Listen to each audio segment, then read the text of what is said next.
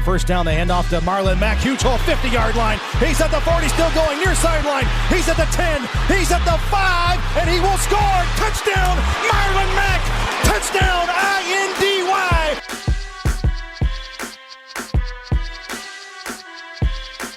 And again, it's picked off. It's Darius Leonard. Leonard with a second INT, and he's streaking down the near sideline. He's at the 40. He's at the 30. He's at the 20. He's going to go. A pick six for the Maniac. Kenny Moore gets to Deshaun Watson. That's a sack for Kenny Moore. Kenny has a pick and now a sack in the game. Horseshoe is back, baby. The horseshoe is back. How's it going, Colts Nation? Welcome back to another edition of the draft series of the Bring the Juice podcast. I'm your co-host, Derek Larger. Joining me as always is your other co-host, Cody Felger. Cody, how are you today? Hey, I'm good, man. I'm excited for this look at the defensive line room. I'm pumped, man. How are you? Not too bad, man. And you said it. We're talking about the defensive line room today. I think we got about 12 different names here. So a bunch of different options at edge rusher and at guys when it comes to the defensive tackle position. Again, we're not talking about some of the high-end guys like Chase Young and Derek Brown and Javon Kinlaw, those kinds of guys. I'm going to talk a little bit more about the rest of these guys who can find their way into the second or third round because, you know, Colts fans have been talking a lot about a potential edge rusher if we don't decide to go after anyone else. And so it'll be interesting for sure.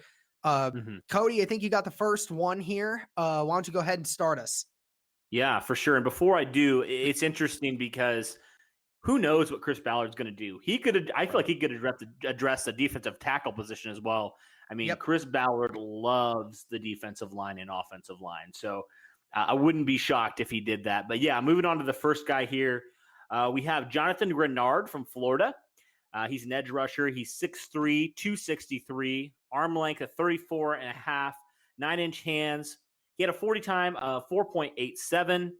He's probably going to go either for late first round or maybe even a day 2 type of guy. He was a guy that had a solid Senior Bowl, and especially looking at, you know, if we say the wide receivers, there's a good class for wide receivers, then I would say it's not particularly a great class for edge rushers and defensive end guys. But Grenard is not one of those. He's a very quick and twitchy type of edge guy. Which we know is kind of fits the mold to what Chris Ballard is looking for. You know, when he drafted Kamoko Toure, Ben Banogu, kind of in that same mold. He's a guy that's very smart. He had some pass rushing help, especially as it's looking right now. Jabal Sheard has not been re-signed, so you have an opening there. We know Kamoko Toure is coming off a serious injury, which forced him to miss the rest of the year. And you don't know a whole lot about Ben Banogu yet. I mean, he still hasn't proved that he can be an all-down player for you. And so, you know, insert Grenard here. He's a guy that he has a good repertoire of moves. And he also has some natural pass rush ability. You know, in 2019, he had 9.5 sacks. He had 50 tackles. He forced 3 fumbles. He actually had 1 interception, which is interesting. And, you know, besides that Georgia game, when Andrew Thomas, one of the better offensive tackles, and Georgia, they really held Grenard and the Florida defensive line in check. And another knock on him is also just some injuries that he's had. And, you know, maybe some people could think that his medical evaluation could even hurt his draft stock.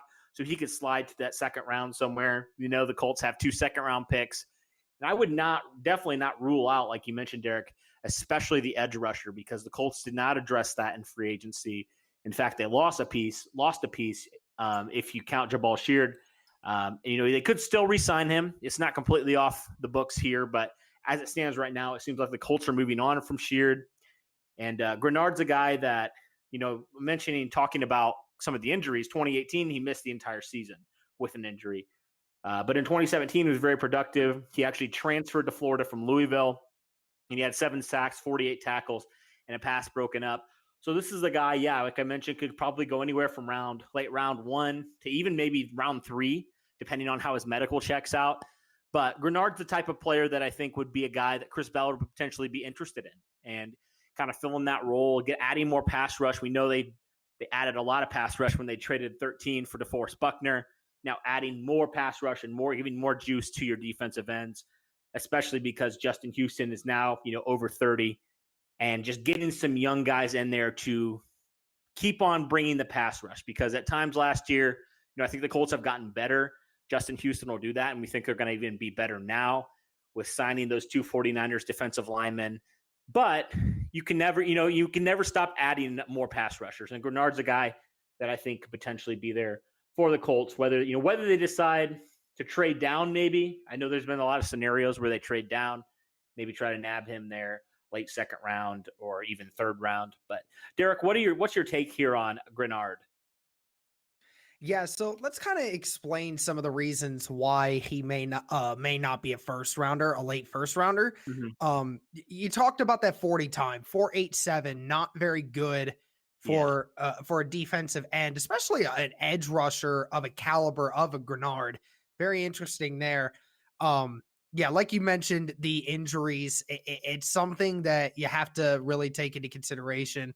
I mean, his injury history is not as bad as some other guys that have come out of college, but it is certainly there. So you have to be careful of that. I can't remember. I believe that was also a groin injury, if I'm not mistaken. So, when you injure groin, a lot of times that can be a lingering thing for a long time. So you never know when it comes to that. But let's just look at the intangibles again. A 6'3", 263 pounds, 34.5-inch arms. That is really long arms. It explains why he's able to get a good pass rush a lot of times, because he's got some long arms. You mentioned it. He's got some great abilities just as a pure pass rusher. He's got some good moves.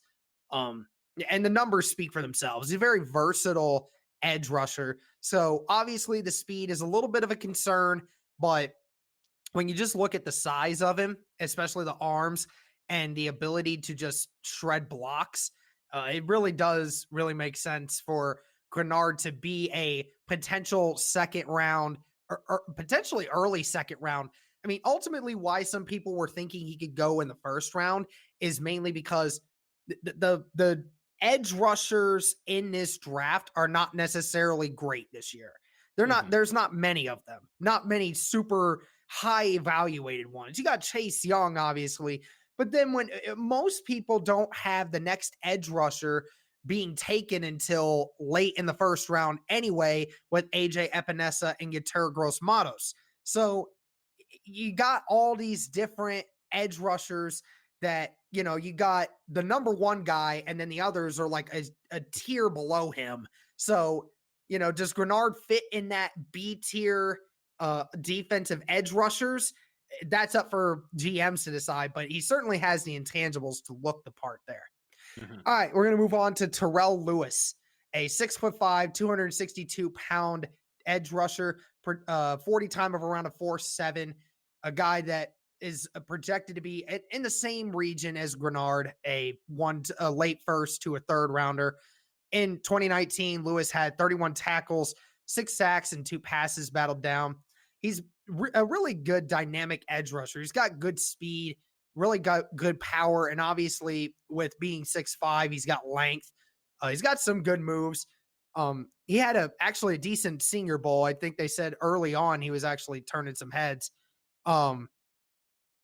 His medical history, just like Grenard, has you wondering about his future. It's again, if you want to look past that, then that's what you got. But I mean, it was a torn ACL. Things can happen, and obviously that's not stopped every player from doing it before. But he's a really impressive player. He's got great build. He's got great upside. I mean, when you got a guy that's 6'5", 262 pounds, that's almost the same size as a Chase Young, just not as athletic as Chase Young, obviously, but practically the same size. And he definitely has power. He part of that Alabama defense for sure that just performs every year. Terrell Lewis is another guy that, is falling with the potential for injury, but his upside definitely is a good one. What do you think, Cody, of Terrell Lewis? Yeah, you mentioned it. He's got a good size. He's got good power.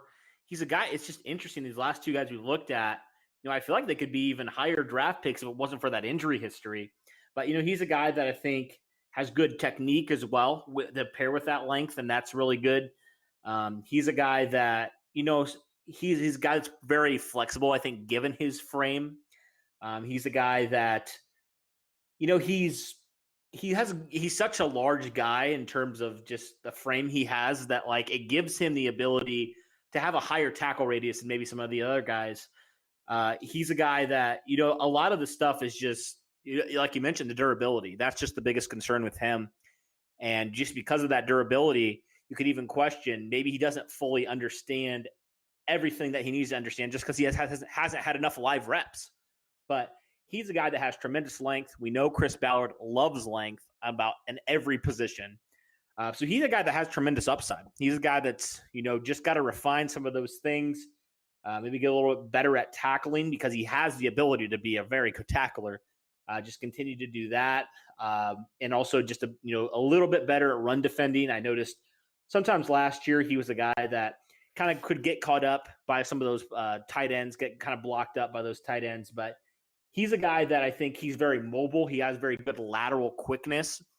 And he's a guy that, if he can continue to develop his craft, he can get into a good defensive system, and if you pair him alongside Justin Houston, Kamoko Toure, Ben Banogu, he can learn a lot and he can get some of those more raw things in him kind of figured out. And the good thing is he doesn't have to start right away. Not at all. He's a guy that he can kind of do what Ben Banogu did last year even, a guy that can kind of sit behind, kind of come in certain pass rush situations and just continue to develop his game. But he's a guy that's going to have to figure out more of his pass rush counters. That's a knock on him. Just figuring out, okay, if this guy's ready for that move, what's my next move? Just developing his craft overall. But overall, man, I like Terrell Lewis, especially later first or second round, probably, for the Colts there. So I like Terrell Lewis a lot simply for his upside in terms of size, flexibility, athletic ability. He definitely seems like he's a Ballard type of guy. Okay, moving on now to the next guy on our list. We have Bradley Anae. He's 6'3", 257 pounds.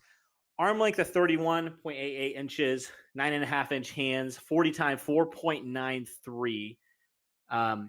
He's a guy that in 2019, he really was terrorizing the quarterback. He had 13 sacks, 41 tackles, a forced fumble, and he had a really good week at practice at the Senior Bowl. But he looked at that 40 time, not good at all.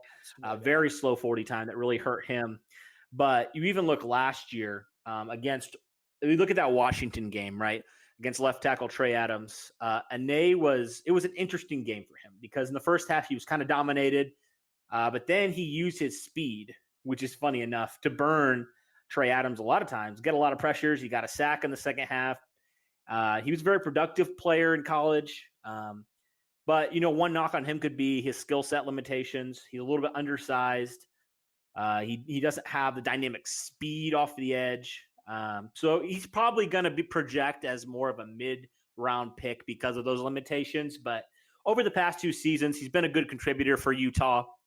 He's a guy that's had, as a freshman, he had 2 sacks over 6 games. In 2017, he broke out, had 7 sacks, 10 tackles for loss, 39 tackles, 3 forced fumbles. And as a junior, he had 51 tackles, 8 sacks, 15 and a half tackles for loss, 2 forced fumbles, and 3 passes defended. So this is more of a projected guy that I think might be where the Colts take an edge rusher if they do take one at all, kind of the mid rounds, because you already have invested now multiple picks on the edge the last 2 drafts. And so it makes sense for me, if you want to add another guy just to continue to build your depth, especially at the defensive end position. I could see them taking Anae there maybe 3rd to 5th round. But Derek, what do you think about Bradley Anae? Yeah, Anae definitely spills late 2nd, early 3rd for me. You mentioned it. The 4.93 that's bad. That's good. Yeah, it's kind of ironic that he actually was able to get the best of Trey Adams in one half because of his speed. Kind of crazy to think about that. When you look at the numbers which honestly are really good for somebody that supposedly has a small stature and not great physical traits. It shows the kind of player you are when you can make those numbers even when you're undersized and not as athletically gifted as some others. It shows the kind of player you are, and you're definitely a guy that plays really hard, plays through every play, which again that just spills Chris Ballard to you, doesn't it? It makes sense that definitely. Ane is a guy that undersized, but goes out and makes plays regardless. And you're right. It does. This sounds like a Ben Banigou kind of player to me. Not necessarily the most gifted guy in the world when it comes to attributes of other guys, but plays really hard and just makes plays everywhere on the field and just gets those numbers. And you can't deny it. All the tackles for a loss, all the sacks that he gets, and the forced fumbles that he seems to get too. That's really nice to see when you're looking at defensive ends, because we know a couple guys in Colts history who have been really good at strip sacks. And yeah, there's a guy that we'd be more than happy to continue to help Ane with his strip sack move if he wants to continue that. No question about it. I mean, they're pretty decent players, right? Yeah, I mean they're decent. I mean they may not be the best defensive end combo that's ever played in the NFL, but that's just us. But a bit undersized, right? Robert Mathis coming out, bit undersized. Dwight Freeney same way. A fifth rounder too. I mean, holy crap. Yeah, they were all right, I guess. They were all right. Led the franchise in sacks, whatever. Yeah, it ain't that impressive. It's the Indianapolis Colts, right? That's right. We don't get any love from the national media anyway, so y'all can piss off. By the way, shameless plug, check out our video on the Bleacher Report disrespecting Darius Leonard's name. I would highly recommend you check that one out. But sorry, back on topic. Yeah. Go ahead, Derek. Yeah, back on topic here. Let's get to another guy here that we have, Kenny Willekes out of Michigan State, 6'3", 264 pounds. I actually think he's smaller than that when it comes to his weight. I think that number's a little high from the combine and everything, but I think 6'3" is about right. 31.5-inch arms, almost 10-inch hands, ran a 4.87. So again, another not great 40 time. Projected to be a third or fifth round guy. So in 2019, Willekes had 78 tackles, 10.5 sacks, 2 forced fumbles, and a fumble return for a touchdown. He is a solid edge rusher with a really good motor. He just didn't really impress anybody at the Senior Bowl or the Combine. Listen, I'm a Big Ten guy, okay? And I know Kenny Willekes over the last few years has been there were people that were saying outside of Chase Young, Willekes was one of the bigger playmaking defensive ends in the Big Ten. Even over an AJ Epinesa and a Yetur Gross-Matos, even though he was smaller than both of those guys. I mean, Willekes just is a guy that, again, just like a Bradley Anae, may not be the most gifted guy in the NFL or in college football for that matter, but he has a really high motor. He plays through every snap. I would love this kind of scrappy defensive end edge rusher coming off the edge as a depth piece for the Colts.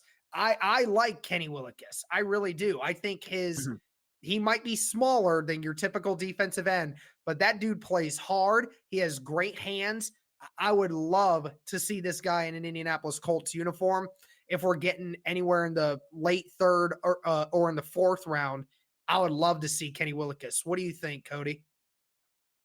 I would love it as well. He's a guy that I think if you're looking for a guy to replace Jabal Sheard, he's a pretty darn good one to do it. He's a guy that's solid run defender. He's a guy that I think one thing that could be kind of a knock on some of the Colts defensive ends was gap responsibility. That's a huge, huge thing, especially at the defensive end position, because if you don't maintain your gap and the running back's able to get the edge, I mean, you lose that play. Like I played defensive tackle, defensive end. I understand, like, that is a big no-no. That was something our coaches always told us, stay home. So stay in your gap. Don't get caught up by, whatever you think is going to happen. Stay home, stay in your gap. And he is a guy that does a great job at that on-run defense. He takes his responsibility as a gap guy, contain players seriously. And, it seems like the Colts have been particularly pretty decent, actually, at stopping the run the last couple of years. And adding a guy like Willikis is just great. And he also it's not like he's just simply a run defender. He's a guy that does a good job at pass rushing as well. He's not, like you said, he's a little bit maybe undersized, but he's not a guy that you would say he's bad at anything. I would say he's pretty good at a lot of things. He's a guy that's very disciplined. He's a guy that is super, super unrelenting in his effort. He's a guy that's going to give you 110% every single play. Matt Eberflus would love that. He loves those type of players who, no matter what the score is on the board, he is going to keep playing his hardest until the 0-0s show up on the clock. And he's just one of those guys. He doesn't maybe have the best physical tools in the world, but it doesn't mean that he can't still be a good player in the NFL. He's a guy that has pretty good hand technique as well, which is huge for a defensive end. A guy that he's flexible enough. I wouldn't say he's overly flexible, but he can get the job done. And he's just a guy that is physical, but maybe one of the things that he could improve on coming into the leagues is getting a little bit stronger. And that's probably something that, that he can develop in the leagues. But he's a guy that plays on effort. He's a guy that if he gets a little bit stronger, he could be a really, really good disruptive defensive end in a 4-3 system. Probably playing on the strong side more than likely. He's a guy that I like a lot. I think he can be I feel like he could maybe play some versatile different positions in the NFL, but probably would keep him at defensive end. And I like him quite a bit. So that's kind of my take there on Willikis. Now moving on to our next guy here. Khalid Kareem, 6'4", 265. He's out of Notre Dame, so I know Kareem pretty well. He's got 34.38 inch arms, pretty darn big hands at 10.88, 40 time 4.75. He's probably a 3rd to 5th round pick, honestly. But he's one of those guys that, none of his numbers particularly, especially, getting to the passer, don't really stand out to you, but he's a solid defender. He didn't particularly in 2019 stand out in any way. He had 5.5 sacks, 46 tackles, 3 forced fumbles. So he wasn't bad, but he wasn't like double-digit sack type of guy. But he's been good. He's been solid for the Irish for a couple of years now. And I would like him probably mid-round guy is where I'm thinking there for Kareem. Derek, what are you thinking about Khalid Kareem here? Well, I mean, I definitely enjoy the size, 6'4", 265 pounds with nearly 34.5-inch arms and almost 11-inch hands. I mean, good Lord, that's a really good size. And 4.75 at 40 time. Again, not great, but it was better than the last two guys that we talked about. I just look at these numbers and I see a guy that, is not as much of a pass rusher, but is more of a guy that's more of a run defender. And, I mean, it's like a Jabal Sheard sort of aspect that we've been talking about, right? You see the 46 tackles and in 2019, 5.5 sacks, 3 forced fumbles. Again, that's good. Always can appreciate when a defensive lineman forces fumbles. I mean, again, you're not getting anything flashy with Khalid. You're just getting a solid guy that possesses some good upside. And, again, with just the size of him, I mean, those arms are really long, hands are really big, and weight and height are really good there. I mean, just seems like a guy that you give a few years to help tune his craft. He definitely has the size to be able to do such things. All right, so we're going to move on to another guy here, and I've seen Colts Twitter talk about him a little bit. I don't remember who it was that I saw on Twitter mention his name first, but this is one we're going to go with here. Darrell Taylor out of Tennessee, 6'3", 259 pounds, 33-inch arms, 10-inch hands, ran a 4.74 or 4.7 basically. Another guy that's in that round 3 to 5 range. In 2019, Darrell Taylor had 8.5 sacks, a forced fumble, 4 passes batted down, and 46 tackles. Had a slow start to the season and then started getting really hot at the end of the season. Played well enough to get into the Senior Bowl, and he was solid, but didn't really impress anybody. He wasn't that great. He had a breakout year from 2018 to 2019. I think one thing that people liked about Darrell Taylor is he's an athlete. I think I saw a video of him doing something. I think he did like a double backflip or something in pads. I mean, this kid is just absolutely phenomenal of an athlete. So you look at 6'3", 259. Yeah, it's small, but his arm length and his hand size are proportionally good for somebody that's 6'3". But again, you get an athlete like that, somebody who, has long arms, and they said he started getting hot at the end of the season. And if it only he had started doing better, he would be a guy that would be in the consideration for the top 5 or 6 guys that could be in the edge rushing category. So Darrell Taylor definitely spills a wild card pick to me, or a sleeper pick. What do you think, Cody? Yeah, you mentioned it. He's a guy, great athlete. And as a result, I can see this guy being a Ballard guy, honestly. He's a guy that has a lot of great physical tools. He's a guy that has he's super explosive, has great quickness off the line. He's a guy that, kind of similar to some of those guys we were talking about, Robert Mathis, Dwight Freeney. He's a guy that has that speed, and he's a guy that he has that natural athleticism, which I think is huge. He's a guy that can beat some of those bigger tackles in the league just simply off of speed. And, just adding more speed to this defensive line, I think it could be definitely a sleeper pick, especially just considering like all the physical raw tools that he has. If he can put them all together, he could be a very effective pass rusher. Now, it's not to say like maybe he's not a guy that you take there super early, probably mid-round guy for me. But Darrell Taylor, is definitely a guy it's kind of like you take a risk on him and he could develop and he could be a star. Like he's got that kind of physical tools. But just has to continue to develop as a pass rusher, and not particularly a great run defender either. But those are things that I think strictly from a pass rush standpoint that he can continue to develop in. And especially just with his size, it's just something where you look at that guy and you're like, we believe that our defense, Frank Reich and Chris Ballard and all them, they've wanted to get guys that can teach. They wanted to get coaches that could teach players how to put it all together. And this is one of those guys that I could see. You give it to their defensive line coach and you just say, hey, look, we have this guy with all this athleticism. Get everything you can out of him. And so for this one, for Darrell Taylor, he's a guy that you don't have to break the bank for. You don't have to use one of your second or maybe even third round picks on. You can address the offense. He could be a sleeper guy that you could get 4th, 5th round. So I like Darrell Taylor there, probably mid-round guy for me. Next guy on our list here, DJ Wonnum. I think I said that right. 6'4", 254, 34-inch arms. He has pretty darn good, pretty decent sized hands at 10.38.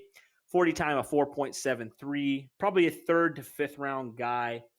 And he, we talk about on this podcast, stats sometimes can be misleading. And this is one of those guys where I think that's very true of him. I think he played better, honestly, than his stats indicated in his senior year. He's a guy that had 4.5 sacks last year, an interception, had forced fumble, also 37 tackles. He played really, really well. Especially early in the year. And he was just one of those guys that has the speed and athleticism you're looking for on the edge. He was decent in the Senior Bowl, but he didn't have a huge week. But, that maybe that could be kind of a catalyst to maybe him rising a little bit in the 2020 draft. But, yeah, he's another guy similar to Darrell Taylor that could be maybe a lower, mid to later round guy with a lot of upside. Derek, what are you thinking here on DJ Wonnum? Yeah, I mean, you got 6'4", 255, and then again, 34-inch arms and 10.5-inch hands. I mean, that is just, again, another great athlete and with physical traits. Yeah, I mean, they actually, when South Carolina played against Georgia, when they had that upset for against Georgia this last year, he was one of the main parts in that and helping to keep that rushing attack from getting going against the Gamecocks. So, again, that's great, and he's got good speed and athleticism off the edge. You mentioned it, not having a great Senior Bowl. Was and not having a great anything else. So just kind of makes you think he's gonna drop. Again, the edge rush position's a little weird like that. But yeah, again, another good athlete, somebody that's long, has good instincts, and can play the way he does. I'm more than happy with DJ Wanham there. And now let's move to McTevin Agim. And I think, yep, he's from the Arkansas Razorbacks. 6'3", 307 pounds. We're starting to move into more of the defensive tackles position here for you guys. Yeah, 6'3", 307 pounds, 33 and a half inch arms, 10-inch hands. Ran a 5-second 40 time. Projected to be a 5th, 6th round guy, so a later round guy. Agim had 39 tackles in 2019 with 5 sacks and a forced fumble. People really kind of mention him as more of a tweener tackle / end. He's not got the greatest athleticism, but he's got suddenness to him where he can just make good decisions at the line. He had a good week at the Senior Bowl. Wasn't too bad. 2018 had 4.5 sacks with 45 tackles, 10 tackles for a loss, 3 forced fumbles, and 1 pass batted down. So, he does total around 4.5, 5 sacks a year and does get those tackles for a loss. So, I mean, that's definitely another guy that, can clog the middle, but has some kind of pass rushing ability. So that could be another potential option at defensive tackle later in the draft if Ballard is feeling himself on that one. Mm-hmm. He's a guy, yeah, that is great at gap penetration. I mean, you mentioned he's a little bit bigger. He's a guy that has tremendous burst right off the snap. He's a guy that I think if he shoots the gap, he can be really quick and really effective. He's a guy that, he's just a guy like you mentioned. He can be a little bit position flexible. Maybe he could develop into the 5 technique, or maybe you mentioned maybe even the end roll a little bit. It really depends what the Colts want to do. I feel like they have kind of a logjam there at defensive end, especially, if you look at Tyquan Lewis, maybe he shifts out to end a little bit more this year, kind of gets some reps there. But he's a guy that can kind of play a few different positions, which I think is intriguing. And you're not going to get him, you're not going to have to get him in an early round. Like you mentioned, he's more of a late round guy, probably. He's a really gifted athlete. He's pretty flexible in terms of how big he is. He has pretty decent pad level, which I think is good. He's a guy that just needs to continue to develop his pass rush, moves and counter moves. But he's a guy that's a natural athlete. He screams Ballard pick to me because he's a guy that has a lot of the physical tools. He's not going to have to get thrown into the fire right away, but he's a guy that could definitely beef up that defensive interior, and he's a guy that can play multiple positions for you in a pinch. So I like a game here, especially as a late round guy. Now moving on to our next interior defensive lineman, we have Devon Hamilton. Devon Hamilton, he's the guy that was Ohio State guy. So you know him very well, Derek. 6'3", yes, 327. So he's bigger, a lot bigger, actually. He's got 20 pounds there on a game. He's a guy that has 32, almost 33-inch hands, 9.88. Or I'm sorry, arms. Yeah, make sure you get that one right. Don't want people thinking that he's got the most massive hands in the world. Those are big hands. Yeah. Yeah. 40 times 5.14. So, I mean, defensive tackle, all things considered, it's not the fastest in the world, but it's also, it's all right. But for Ohio State, man, he was dangerous as an interior pass rusher. And we know how poor the Colts' interior pressure was last year. Now, again, I know they added DeForest Buckner. They added Sheldon Day. So maybe you wouldn't need a guy like Hamilton. But I look at him as a guy you get 3rd to 5th round. Could be a rotational backup for you. As a guy that, Ohio State seems like they're loaded in every position every year. Yeah. It was the same here at defensive tackle. It was so loaded in that defensive line. Maybe it took him some time to earn some playing time with a lot of the older guys ahead of him, all the talent they had there. But, he had an invitation to the Senior Bowl, had a pretty good week of practice there. Derek, I'm not going to say a lot about this guy because you know him in and out. But I like Devon Hamilton and his upside as a defensive tackle interior guy for the Colts mid-round. What do you think about Hamilton? Oh, yeah. I mean, I really, really, really like Hamilton. I mean, dude is phenomenal. It's kind of funny to think he had 6 sacks when I honestly felt like he had more than that when you looked at it, but obviously, didn't have that many. I mean, everyone kind of talks about, Chase Young having the 16 sacks, but yeah, I mean, Devon Hamilton always seemed to be that guy that always got the first hit on the quarterback in the beginning of the game. It wasn't Chase Young. It was Devon Hamilton that at the beginning of every game was always the first one to hit the quarterback, whether that was for a sack or it was just a hit as he was throwing. But Devon Hamilton does have a good pass rush. Now, he doesn't have a whole lot of moves. He's not a great traditional gap shooter, but he is powerful. Dude is very, very, very strong. And I mean, when you can have a guy that can move those offensive linemen up front, again, it's always good to get an additional defensive tackle there. If Ballard really is feeling Devon Hamilton's style, I mean, you saw it in Senior Bowl. Devon Hamilton took one guy with a strong right and literally backed the guard up with one arm and threw him on the ground 5 yards back. I mean, that's how strong this guy is. He's got a very powerful punch. He's got good movement right off the ball. Again, he's not something to gawk over, but he's definitely a guy that if given some time, he's a guy that can be a starter in the NFL in a year or two, given a little bit of practice, because he's definitely got the power to do so. All right, move on to Khalil Davis, 6'2", 308 pounds, 31.5-inch arms, 9.75-inch hands, 4.82 40 time. Davis in 2019 had a fast 40 time at the combine, and people started to notice that. Coming off a productive year where he had 44 tackles, 8 sacks, and a pass broken up. He actually had 41 tackles and 3 sacks as a junior. But most people, will have him as a day 3 kind of guy because, again, the production's not, amazing there. Does have a good list of tackles, but not much of a pressure guy, at least as a junior. He did have 8 sacks, so not too bad there.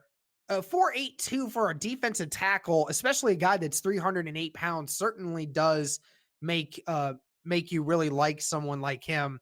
But, again, 31.5-inch arms, not super great. So, you could see a guy that's a late 3rd, 4th round guy potentially. What do you think, Cody, of Khalil Davis here? Yeah, you mentioned it. The lack of length is probably going to scare some teams off. He's a guy that will probably, honestly, just because of he's not the longest guy in the world. He's probably going to get beat a lot of times just because people are longer than him. But he's a guy that I think he's pretty quick. He's a little bit undersized, like you mentioned. He's got a good first step, which I think is important.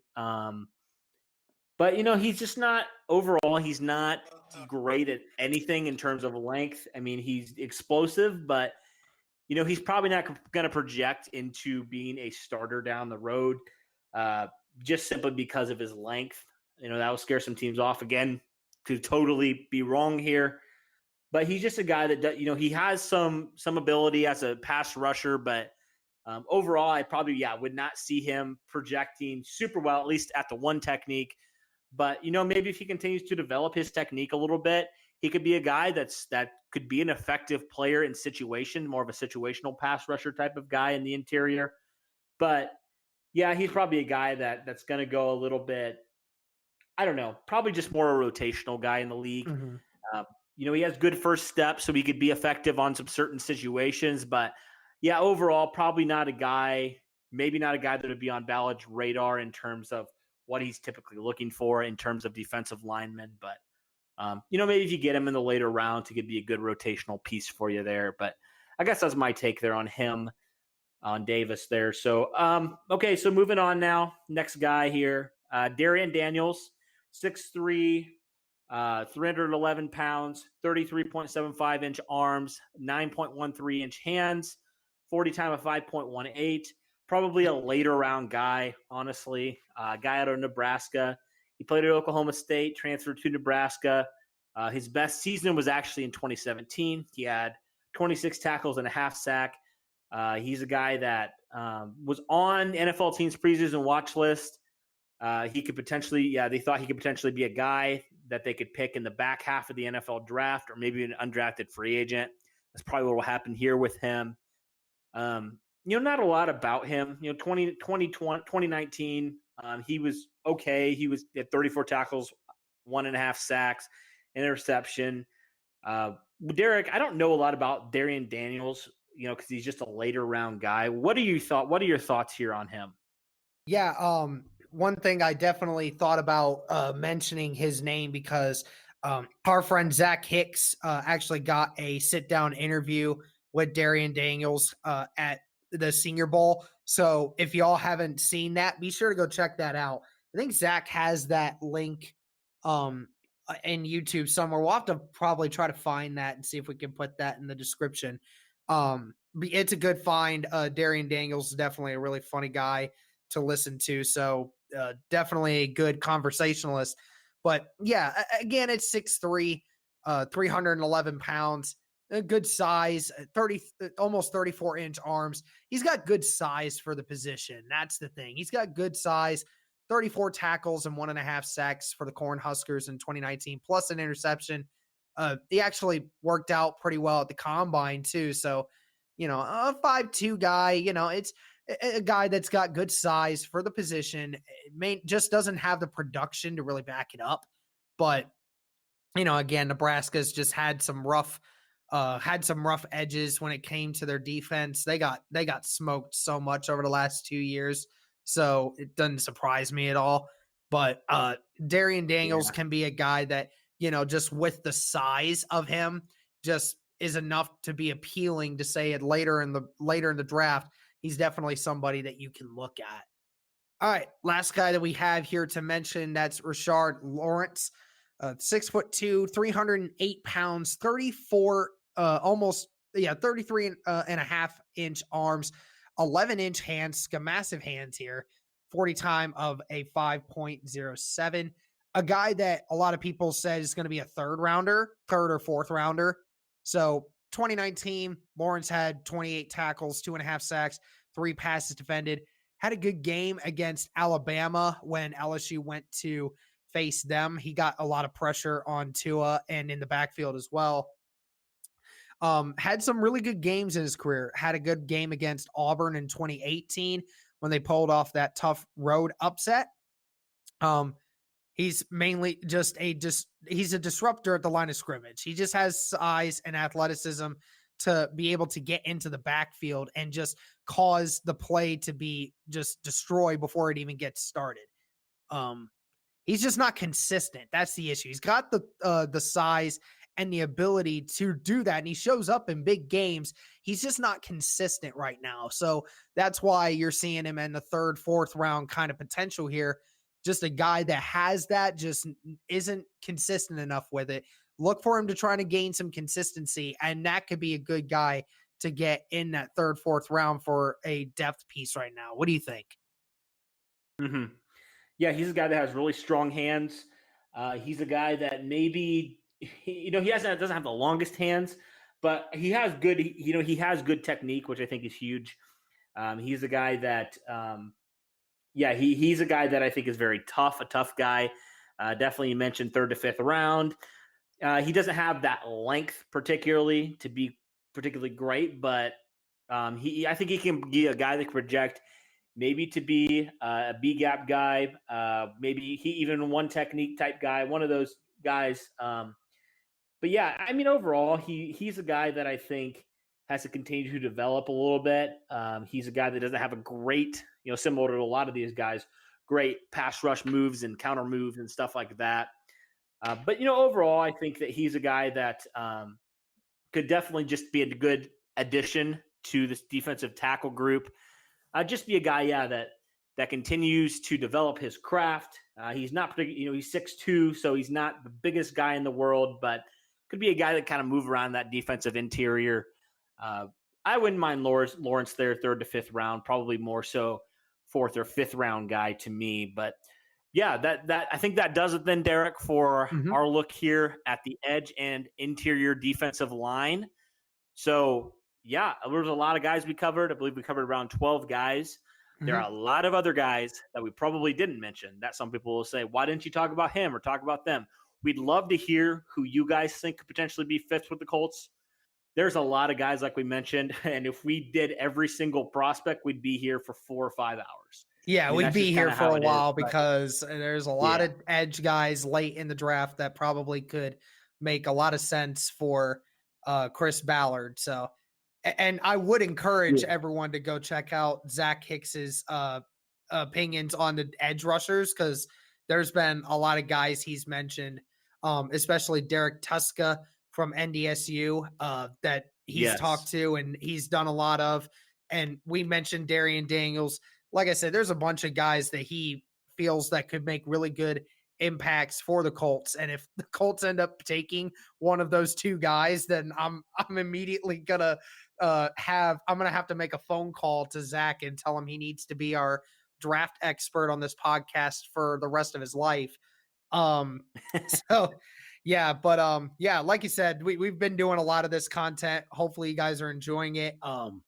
It's just been a lot for us and a lot of great prospects here. So yeah, like Cody said, leave a comment down below and who you think could potentially be there.